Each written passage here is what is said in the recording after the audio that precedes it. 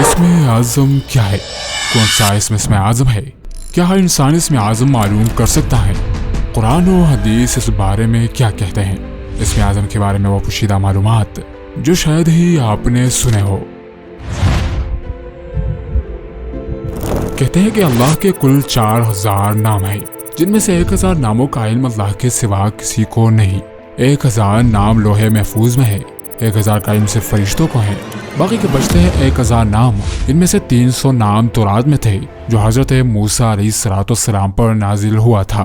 300 نام زبور میں تھے جو حضرت داؤد علیہ السلام پر نازل ہوا تھا، اور 300 نام انجیل میں تھے جو حضرت عیسیٰ علیہ السلام پر نازل ہوا تھا۔ اب بچتے ہیں کل 100 نام، جن میں سے 99 نام تو قرآن کریم میں بشمول زبر و زیر درج ہے، لیکن ایک نام رہ جاتا ہے، اور وہ نام ہے اسم اعظم۔ وہ اسم اعظم جو اللہ کے قریب ترین اور خاص بندوں یعنی انبیاء کو عطا ہوا۔ زیادہ تر لوگ سمجھتے ہیں کہ اسم اعظم کوئی مخصوص لفظ یا جملہ ہے۔ ہاں بالکل، لیکن پوری حقیقت بھی جان لو، اسم اعظم صرف الفاظ کا مجموعہ نہیں بلکہ ایک روحانی راز بھی ہے۔ اسے حاصل کرنے کے لیے محض زبانی تکرار کافی نہیں، بلکہ قلبی طہارت، روحانی پاکیزگی اور اللہ سے خاص تعلق ضروری ہے۔ اسم اعظم کے بارے میں دوسری بات یہ کہ اسم اعظم کی تاثیر وقت اور مقام کے مطابق بدلتی ہے۔ اولیاء کرام اور صوفیاء کا ماننا ہے کہ اسم اعظم ہر دور میں ایک ہی نہیں ہوتا، بلکہ ہر نبی، ولی اور عارف کو ان کے مقام، زمانے اور حالت کے مطابق مختلف شکل میں عطا ہوتا ہے۔ یعنی جو اسم اعظم حضرت موسیٰ علیہ السلام کو عطا ہوا، وہی حضرت عیسیٰ علیہ السلام کے لیے نہیں تھا۔ بعض صوفیہ کا یہ بھی ذکر ملتا ہے کہ انہیں اسم اعظم براہ راست خواب یا کشف میں عطا ہوا۔ مشہور ولی حضرت شیخ عبد القادر جیلانی اور امام غزالی کے بارے میں کہا جاتا ہے کہ انہیں اسم اعظم کشفی طور پر عطا کیا گیا تھا، اور جب انہوں نے اسے پڑھا تو وہ چیزیں دیکھنے لگے جو عام آنکھوں سے پوشیدہ تھے۔ ایک اور حیران کن حقیقت یہ ہے کہ اسم اعظم کا اثر نیت کے مطابق ہوتا ہے۔ جی ہاں، اسم اعظم کسی خاص شخص کے ہاتھ میں ویسا ہی اثر دکھاتا ہے جیسی اس کی نیت ہوتی ہے۔ اگر کوئی اللہ کی رضا کے لیے استعمال کرے تو اس کے ذریعے روحانی دروازے کھل جاتے ہیں، لیکن اگر کوئی اسے ذاتی مفاد یا آزمائش کے لیے آزمائے گا تو یہ اس کے لیے کارگر نہیں ہوتا۔ حضرت جبرائیل علیہ السلام نے حضرت آدم، حضرت نوح، حضرت ابراہیم، حضرت موسیٰ، حضرت عیسیٰ اور حضرت محمد صلی اللہ علیہ وسلم کو مختلف مواقع پر الگ الگ اسماء اعظم سکھائے۔ یہ اس بات کی دلیل ہے کہ ایک ہی اسم اعظم سب کے لیے نہیں ہوتا، بلکہ ہر نبی کو الگ راز دیا گیا ہے۔ اس کے علاوہ اسم اعظم سے وقت اور فاصلے کی قید ختم ہو جاتی ہے۔ اولیاء اللہ کے ہاں کئی واقعات موجود ہے کہ جب اسم اعظم کا ورد مخصوص شرائط کے ساتھ کیا جائے تو انسان کا جسمانی وجود تو وہی رہتا ہے، لیکن اس کی روح کسی اور مقام پر پہنچ جاتی ہے۔ بعض لوگوں کے بارے میں اسم اعظم کی برکت سے لمحوں میں ہزاروں میل کا سفر کرنے کا ذکر ملتا ہے۔ بہت سے مفسرین کا یہ بھی کہنا ہے کہ اسم اعظم قرآن میں ہی پوشیدہ ہے، لیکن مختلف مقامات پر بکھرا ہوا ہے، جس کی ترتیب عام انسان کے فہم میں نہیں، اور صرف وہی لوگ اس ترتیب کو سمجھ سکتے ہیں جنہیں اللہ کی طرف سے خاص علم عطا ہوتا ہے۔ یعنی اسم اعظم قرآن میں موجود ہے، لیکن عام انسان کے لیے اس کا راز کھلا ہوا نہیں۔ روحانی ماہرین کا ماننا ہے کہ جب کوئی شخص سچے دل سے اسم اعظم کا ورد کرتا ہے تو اس کے جسم سے نکلنے والی انرجی میں خاص قسم کی تبدیلی آتی ہے۔ بعض ولی اللہ کی موجودگی میں لوگ ایک عجیب نورانی کشش محسوس کرتے ہیں، یہ اسم اعظم کی تاثیر کا ہی نتیجہ ہوتا ہے۔ بعض صوفیہ کرام یہ بھی فرماتے ہیں کہ ہر شخص کی روحانی ساخت، مزاج اور مقصد حیات کے مطابق اس کا ایک مخصوص اسم اعظم ہوتا ہے، جسے اگر وہ صحیح طریقے سے دریافت کر لے تو اس کی دعائیں کبھی رد نہیں ہوتی۔ جی ہاں، جب بات اسم اعظم پر ہی ہو رہی ہے تو یہ بھی بتاتا چلو کہ اسم اعظم کے بھی مختلف اقسام ہیں، جن میں سے پہلا ہے قرآنی اسم اعظم۔ یہ وہ اسماء ہے جو قرآن مجید میں مختلف مقامات پر اللہ کے عظیم صفاتی ناموں کے طور پر آئے ہیں۔ ان میں سے کچھ کو بعض احادیث میں اسم اعظم قرار دیا گیا ہے، جیسے کہ اللہ لا الہ الا هو الحی القیوم الرحمن الرحیم ذو الجلال والاکرام۔ نمبر 2، روایتی یعنی حدیثی اسم اعظم۔ بعض حدیث میں خاص دعاؤں کے الفاظ کو بھی اسم اعظم کہا گیا ہے، جیسے حضرت عبداللہ بن بریدہ اپنے والد سے روایت کرتے ہیں کہ رسول اللہ صلی اللہ علیہ وسلم نے ایک آدمی کو یہ دعا کرتے سنا تو نبی کریم صلی اللہ علیہ وسلم نے فرمایا، تم نے اللہ سے اس کے اسم اعظم کے ذریعے دعا کی ہے، جب اس کے ذریعے دعا کی جاتی ہے تو وہ قبول کرتا ہے، اور جب سوال کیا جاتا ہے تو وہ عطا کرتا ہے۔ نمبر 3، حروف ابجد کے ذریعے نکالا گیا اسم اعظم۔ یہ ایک روحانی طریقہ ہے جس میں کسی شخص کے نام کے اعداد یعنی حروف ابجد نکالے جاتے ہیں، ان کے مطابق اللہ کا کوئی اسم منتخب کیا جاتا ہے جو اس کے حق میں اسم اعظم قرار دیا جاتا ہے۔ جیسے اگر کسی کا نام احمد ہے تو اس کے حروف کے ابجدی اعداد نکال کر اس کے موافق اسم الہی کو چنا جاتا ہے، جیسے الف کی ابجد ویلیو 1، ہا کی ابجد ویلیو 8، میم کی ابجد ویلیو 40، دال کی ابجد ویلیو 4۔ اب اگر ان سب کو جمع کیا جائے تو بنتا ہے نمبر 53۔ اب اس نمبر 53 سے قریب ترین اللہ کے کسی نام کو چنا جاتا ہے، جیسے المجید وغیرہ۔ لیکن یاد رہے یہ طریقہ عوام میں تو مقبول ہے، لیکن کسی شخص کے نام کے اعداد نکال کر اسے اسم اعظم قرار دینا، شریعت میں اس کی کوئی واضح دلیل نہیں ملتی۔ اسم اعظم کی چھوٹی قسم ہے روحانی و باطنی اسم اعظم۔ یہ وہ اسم ہے جو کسی شخص کو خواب یا کشف میں معلوم ہوتا ہے یا کسی روحانی استاد کے ذریعے سکھایا جاتا ہے۔ مثال کے طور پر بعض اولیاء اللہ کہتے ہیں کہ جب کوئی شخص مسلسل اللہ کے ذکر میں مشغول رہے تو اللہ تعالیٰ خود سے اسے اسم اعظم کی حقیقت عطا کرتا ہے، اور وہ جب بھی اس نام سے دعا کرتا ہے تو دعا قبول ہوتی ہے۔ شیخ عبد القادر جیلانی رحمۃ اللہ علیہ فرماتے ہیں جو بندہ کامل اخلاص کے ساتھ ذکر کرتا ہے وہی اللہ کے خاص نام کی حقیقت تک پہنچ سکتا ہے۔ نمبر 5، اسم اعظم خاص۔ یہ اسم اعظم کی وہ قسم ہے جسے اللہ تعالیٰ نے صرف انبیاء اور اولیاء کو عطا کیا ہے، اور عام لوگوں کو اس کی حقیقت معلوم نہیں ہوتی۔ مثال کے طور پر حضرت سلیمان علیہ السلام کو ایک خاص اسم عطا کیا گیا تھا جس کی برکت سے وہ ہوا، جنات اور دیگر مخلوقات کو قابو میں رکھ سکتے تھے۔ یہ وہ اسم ہے جس کا علم صرف اللہ کے برگزیدہ اور مقرب ترین بندوں کو دیا جاتا ہے۔ نمبر 6 پر آتا ہے ترکیبی اسم اعظم۔ بعض علماء کا ماننا ہے کہ اسم اعظم کوئی ایک نام نہیں بلکہ چند مخصوص ناموں کا مجموعہ ہے، جیسے یا اللہ، یا حی یا قیوم، یا ذل جلال والاکرام۔ علماء کے مطابق اگر یہ نام ایک ساتھ ادا کیے جائے تو دعا قبول ہونے کے امکانات زیادہ ہوتے ہیں۔ امام نووی رحمۃ اللہ علیہ فرماتے ہیں کہ جو شخص اللہ، الحی والقیوم کو کثرت سے پڑھے وہ اسم اعظم کی برکت حاصل کرتا ہے۔ نمبر 7 پر اسم اعظم کی وہ قسم ہے جو وظیفہ و ذکر پر مبنی ہے، یعنی عملی اسم اعظم۔ بعض علماء کے مطابق اسم اعظم ہر وہ نام ہے جو ایک خاص طریقے سے وظیفے میں پڑھا جائے بشرطے کہ اس پر یقین ہو۔ یعنی مثال کے طور پر اگر کوئی شخص روزانہ 100 بار یا حی یا قیوم پڑھے تو یہ اس کے لیے اسم اعظم کا درجہ حاصل کر سکتا ہے۔ یہ وہ طریقہ ہے جو کہ اولیاء کرام کے مجربات میں سے ہے، لیکن حدیث سے براہ راست ثابت نہیں، اور اولیاء، علماء و فقہاء کے ان بیان کردہ اسماء کو اسم اعظم کہنے کا یہ مطلب ہرگز نہیں کہ یہ وہی خاص اسم اعظم ہے، بلکہ اس کا مطلب ہے کہ ان طریقوں یا ان اسماء و وظائف کا ورد کرنے سے بھی وہ طاقت رونما ہو سکتی ہے جو کہ اصل اسم اعظم کا ہے۔ یعنی اگر یقین کامل سے پڑھا جائے تو ہر اسم اعظم ہے، جیسا کہ امام غزالی رحمۃ اللہ علیہ فرماتے ہیں کہ اسم اعظم وہ ہے جو دل کی مکمل یکسوئی اور یقین کے ساتھ ادا کیا جائے۔ الفاظ کی اثر کا نسخہ اللہ تعالیٰ نے سب سے پہلے حضرت آدم علیہ السلام کو غلطی معاف کرنے کے لیے سکھایا تھا۔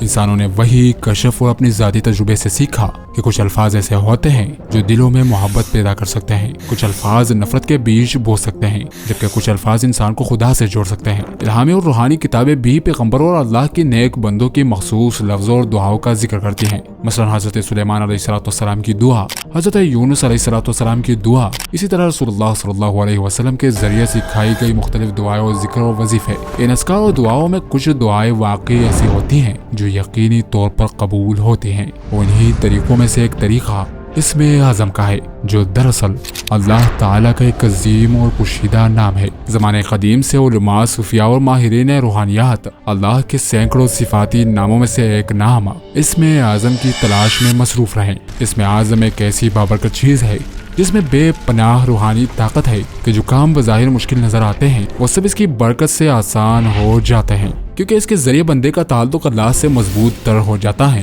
اور اس سے غیب یعنی اللہ کی طرف سے مدد حاصل ہوتی ہے۔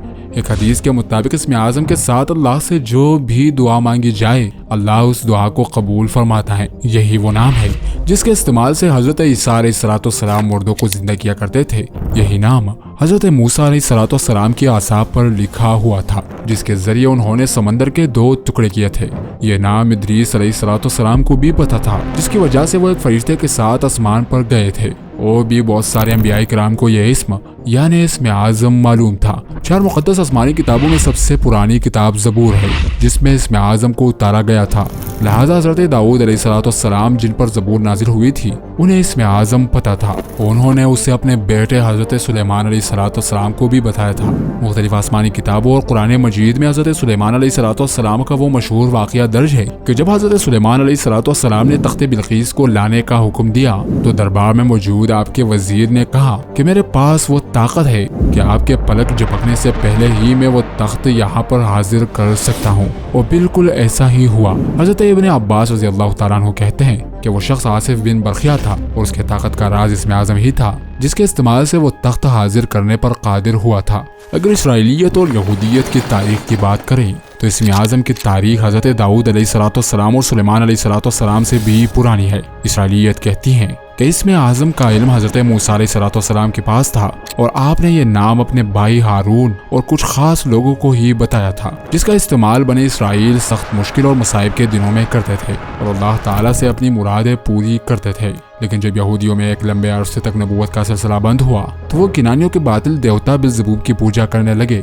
اور عجیب و غریب رسم و منتر و کلمات کا ورد کرنے لگے۔ یہودیوں کے روحانی عاملوں نے یہ دعویٰ کیا کہ مشکور تجربوں سے انہوں نے خاص کلمے اور اسم سیکھے ہیں جس سے ان کی روحانی قوت بڑھ گئی ہے اور اس کے ذریعے وہ قوم یہود کی ہر پریشانی کو دور کر سکتے ہیں۔ انہوں نے بڑے بڑے جادو اور معجزات دکھائے جس سے دیکھ کر واقعی ایسا معلوم ہوتا تھا کہ ان کے پاس اسم اعظم کا علم ہے، لیکن سچائی یہ تھی کہ وہ شیطان کی مدد لے کر سفلے اور قبالہ کے ذریعے یہ کام کرتے تھے اور اسم اعظم کا علم اب بھی صرف گنتی کے چند خفیہ لوگوں کے پاس ہی تھا۔ انہی مخصوص لوگوں میں ایک کا نام بالم بن بورا تھا جو ایک کنانی شخص تھا جس کا ذکر بائبل، توریت اور قرآن مجید میں بھی ہوا ہے۔ بالم بن بورا کو اللہ تعالیٰ نے 3 دعائیں قبول ہونے کا شرف بخشا تھا۔ وہ جب چاہے اسم اعظم پڑھ کر 3 دفعہ اپنی دعائیں پوری کروا سکتا تھا۔ روایتوں کے مطابق جب اس کی بیوی کو یہ بات پتہ چلی تو اس نے بالم بن بورا سے کہا کہ میرے لیے دعا کرو کہ میں بنی اسرائیل کی سب سے خوبصورت عورت بن جاؤں۔ لہٰذا بالم نے اس پر دعا کی اور وہ بنی اسرائیل کی سب سے خوبصورت اور حسین عورت بن گئی۔ بنی اسرائیل کے مردوں نے جب اس کے حسن کو دیکھا تو اس کے دیوانے ہو گئے، لہٰذا اس نے بالم کو چھوڑ دیا اور وہ دنیا کی خواہش میں پڑ گئی۔ لہٰذا بالم نے پھر سے خداوند سے دعا کی کہ اسے ایک کتیا بنا دے۔ اب وہ ایک کتیا بن گئی اور اسی طرح بالم کی 2 دعائیں ختم ہو گئی۔ لیکن بالم کے بچوں نے اپنی ماں کی اس حالت کو دیکھ کر اپنے باپ سے منت و سماجت کی کہ اللہ سے دعا کرو کہ اسے واپس انسان بنا دے۔ لہٰذا اولاد کی ضد سے مجبور ہو کر بالم نے پھر سے دعا کی اور اس کی بیوی پھر سے انسان بن گئی۔ اسی طرح بالم کی 3 دعائیں ختم ہو گئی جو دعائیں اس نے اسم اعظم سے کی تھی اور اب وہ صرف افسوس کرتا رہ گیا۔ یہودیوں کے مقدس کتاب توریت میں ایک پورے چیپٹر کا نام دا بک آف اسکیل ہے جو اللہ کے ایک پیغمبر حضرت حزقیل علیہ السلام کے متعلق ہے۔ اس صحیفے میں حضرت حزقیل علیہ السلام کے 6 مکاشفوں کے بارے میں ذکر ہوا ہے جسے خداوند نے آپ کو دکھایا تھا۔ پہلا مکاشفہ خوش ہڈیوں کی وادی تھی جہاں سے حضرت حزقیل علیہ السلام گزرے تو وہاں مردوں کی ہڈیاں بکھری پڑی تھی۔ آپ علیہ السلام کی دعا سے ان تمام ہڈیوں پر گوشت چڑھ گئی اور وہ مردہ زندے ہو کر کھڑے ہو گئے۔ دوسرے مکاشفے میں حضرت حزقیل علیہ السلام یہ دیکھتے ہیں کہ یروشلم تباہ ہو گیا، انہیں مستقبل کی پیشنگوئی بتائی جاتی ہے۔ اس طرح یہودیوں کا غلام بننا، ہیکل سلیمانی کا تباہ ہونا اور آسمان پر ایک عظیم رتھ کو اڑتے ہوئے دیکھنا، یہ تمام چیزیں آپ کے مکاشفوں میں شامل تھے۔ یہ 6 مکاشفے جاننے کے بعد حضرت حزقیل علیہ السلام اپنے اندر ایک خاص روحانی قوت کو محسوس کرتے ہیں۔ یہ تمام باتیں جان کر یہودی حضرت حزقیل علیہ السلام سے بہت زیادہ متاثر ہوئے۔ یہودیوں کے مطابق حضرت حزقیل علیہ السلام خاص حروف کو جان گئے تھے اور وہ خاص حروف اللہ تعالیٰ کا ایک چھپا ہوا نام تھا، یعنی اسم اعظم، جس کے ذریعے آپ نے اس وادی میں مردوں کو زندہ کیا تھا۔ دنیا کے مختلف مذاہب، ادیان اور آسمانی کتابوں میں اللہ کے بے شمار نام موجود ہے، لیکن اللہ کے کچھ نام ایسے بھی ہیں جس کا علم کسی کو بھی نہیں اور وہ نام پوشیدہ ہے، جبکہ کچھ نام ایسے ہیں جسے اللہ اپنے بندوں میں سے کچھ چنے ہوئے بندوں کو ہی بتاتا ہے۔ یہ اسم سیدھا وحی کے ذریعے اس برگزیدہ بندے کے دل میں ظاہر ہوتا ہے اور اس کے ذریعے وہ بندہ جو بھی دعا مانگتا ہے وہ فوراً قبول ہو جاتی ہے۔ اللہ کے پوشیدہ نام دوسرے آسمانی صحیفوں میں بھی موجود ہے۔ لہٰذا توریت کی کتاب خروج کے مطابق جب حضرت موسیٰ علیہ السلام نے طور سینا پر خدا سے کہا کہ اگر بنی اسرائیل مجھ سے پوچھے کہ تیرے خالق کا نام کیا ہے تو میں کیا کہوں، تو اس پر خداوند نے حضرت موسیٰ علیہ السلام سے فرمایا، تمہارے باپ دادا ابراہیم، اسحاق، یعقوب کا خدا یہوہ ہے اور یہ میرا نام ہمیشہ کے لیے ہے۔ بنی اسرائیل توریت کے تلاوت کے دوران خدا کے اس نام یہوہ کو بلند آواز اور زور لگا کر پڑھا کرتے تھے، کیونکہ ان کا عقیدہ یہ تھا کہ خداوند کے اس نام میں ایک روحانی قوت ہے جس سے اس کی تجلیوں کا ظہور ہوتا ہے۔ اور یہی سیکرٹ نیم آف گاڈ یعنی اسم اعظم ہے۔ دوسری طرف قرآن مجید میں اللہ تعالیٰ کا ارشاد ہے کہ قرآن اپنے پہلے سے نازل شدہ کتابوں کی تصدیق کرتی ہے، چنانچہ اگر واقعی یہوہ ہی اسم اعظم ہے تو قرآن مجید میں بھی اللہ کا یہ نام موجود ہونا چاہیے۔ دراصل عبرانی توریت و انجیل اور عربی قرآن کے بہت سارے الفاظ ملتے جلتے ہیں۔ مثلا موسیٰ کو عبرانی میں موزق کہتے ہیں، ابراہیم عبرانی میں ابرام بن جاتا ہے، جبرائیل گبریل بن جاتا ہے، عالم کو ہیبرو میں ارحم کہتے ہیں، اور اسی طرح عبرانی توریت و بائبل کے بے شمار الفاظ قرآن کے عربی لفظوں سے یکساں ہیں، لہٰذا توریت میں درج خداوند کا اسم اعظم یہوہ قرآن مجید میں خدا کے اسم یا حیو سے ملتا جلتا ہے، جو کہ قرآن و حدیث میں اللہ کے نام اور صفات ہیں۔ جس ڈکشنری کے مطابق یہوہ لفظ کا مطلب ہے ہمیشہ زندہ رہنے والا، وہی قرآن کی آیت الکرسی میں موجود واللہ الحی القیوم کا مطلب بھی ہمیشہ زندہ رہنے والا ہی ہے۔ دراصل یہودی تاریخ کے مطابق بنی اسرائیل خدا کے اسم اعظم کو بہت مقدس مانتے تھے اور عام یہودیوں کو یہ نام لینے کی اجازت بھی نہیں تھی۔ خدا کا یہ اعظم نام صرف سال میں ایک ہی مرتبہ یہودیوں کا سب سے بڑا ربی ایک مخصوص دن میں ہیکل کے اندر لیتا تھا، لہٰذا جب ہیکل سلیمانی تباہ ہوا تو پھر یہ نام کبھی نہیں لیا گیا۔ آہستہ آہستہ یہودی خدا کے اس اعظم نام کے تلفظ کو بھی بھول گئے اور اس نام کو پڑھنے کا طریقہ بھی ختم ہو گیا، لہٰذا آج یہودی، عیسائی یا دنیا کا کوئی ماہر یہ نہیں جانتا کہ اس عبرانی لفظ جسے یہوہ پڑھا جاتا ہے اس کی اصل پرونانسیشن کیا ہے۔ چنانچہ جب رسول اللہ صلی اللہ علیہ وسلم پر قرآن مجید نازل ہوئی تو اللہ کے اس نام کے بگڑے ہوئے تلفظ کو صحیح تلفظ میں بتایا گیا، کیونکہ قرآن مجید اپنے سے پہلے نازل شدہ کتابوں کی تصحیح کے لیے نازل ہوئی تھی۔ لہٰذا ابو امامہ رضی اللہ تعالیٰ عنہ سے روایت ہے کہ رسول اللہ صلی اللہ علیہ وسلم نے فرمایا کہ اسم اعظم قرآن کی 3 سورتوں میں موجود ہے، سورہ البقرہ، سورہ العمران اور سورہ طٰہٰ۔ ان تینوں سورتوں میں الحی القیوم ہی وہ نام ہے جو یکساں ہے اور اللہ کے اسم اعظم پر کھری اترتی ہیں۔ زمانے قدیم سے ہی صوفیہ اور ماہر روحانیات اسم اعظم کی تلاش میں مصروف رہے۔ اس سلسلے میں انہوں نے بہت طویل بحث و گفتگو کی ہے اور اپنے اپنے مشاہدے اور تجربوں کو بتایا ہے۔ کچھ لوگوں نے المست کو اسم اعظم کہا، کچھ لوگوں نے ذوالجلال والاکرام کو، کچھ نے ربنا کو، کچھ لوگوں نے اللہ تو کچھ نے یا حیو کو اسم اعظم مانا۔ صوفیہ 40 دن ان الفاظ کا ورد کرتے ہیں اور چلے کاٹتے ہیں۔ لوگ ہر نماز کے بعد اپنے اپنے بزرگوں کے ذریعے بتائے گئے اسم اعظم کا وظیفہ بھی پڑھتے ہیں، لیکن ان کی جائز مرادیں اور دعائیں تب بھی قبول نہیں ہوتی، اور ممکن ہے کہ کچھ لوگوں کی دعائیں قبول بھی ہو جائیں۔ اس کی وجہ یہ ہے کہ بندہ اسم اعظم کی اصل روح سے محروم ہوتا ہے۔ اسم اعظم کا تعلق صرف الفاظ سے نہیں، اسم اعظم پڑھنے والا بندہ جب اللہ کو اس طرح یاد کرتا ہے کہ ہر دوسری چیز سے اپنا رخ موڑ کر اور صرف اسی کی طرف متوجہ ہوتا ہے تو اس وقت اس کی زبان سے نکلے ہوئے کلمات اسم اعظم کا اثر رکھتی ہیں۔ انبیاء کرام، ائمہ اور اولیاء اللہ اگر اسم اعظم سے آگاہ تھے تو اس کا مطلب یہ ہے کہ ان کے وجود میں خدا کے اسم اعظم کی حقیقت جلوہ گر ہوتی تھی اور اسی وجہ سے ان کی دعائیں کبھی رد نہیں ہوئی، اور یہی اسم اعظم کا سب سے بڑا راز ہے۔ اسم اعظم کے بارے میں نے آپ کو مختلف احادیث، دعائیں اور اقوال بتائے، لیکن ان میں سے کسی مخصوص نام پر اجماع نہیں۔ فرمایا جاتا ہے کہ جو شخص تقویٰ و پرہیزگاری اپنائے، اللہ کی مرضی کو دل سے اپنی مرضی تسلیم کرے، اللہ کے احکامات اور نبی کریم صلی اللہ علیہ وسلم کی بتائی ہوئی زندگی گزارے، وہ عملی طور پر اسم اعظم کی تاثیر حاصل کر لیتا ہے۔ اللہ تعالیٰ نے اسم اعظم کا حقیقی علم صرف انبیاء کرام کو عطا فرمایا ہے اور یہ عام انسانوں کو معلوم نہیں۔ جو دعا خالص نیت اور یقین کے ساتھ کی جائے وہی دعا اسم اعظم سے مانگی جانے والی دعا کے برابر ہوتی ہیں۔ سب سے بہترین طریقہ یہی ہے کہ قرآن میں مذکور اسماء الحسنہ کو مکمل ایمان و اخلاص اور کامل یقین کے ساتھ پڑھا جائے تو وہ آپ کے لیے اسم اعظم بن جائے گا۔ معزز ناظرین، ہمیں اس چینل کو آگے بڑھانے میں آپ کی تعاون کی ضرورت ہے۔ اگر آپ کو ہماری ویڈیوز پسند آتی ہیں تو اس ویڈیو کو لائک اور شیئر کریں اور ہمارے اور اپنے چینل داستان قرآن کو ضرور سبسکرائب کریں تاکہ ہم اور آپ مل کر اپنے دین اسلام کے پیغام کو ساری دنیا تک پہنچا سکے۔ اللہ تعالیٰ سے دعا ہے کہ ہمیں اپنی فرمانبرداری اور شکر گزاری کی زندگی گزارنے کی توفیق عطا فرمائے۔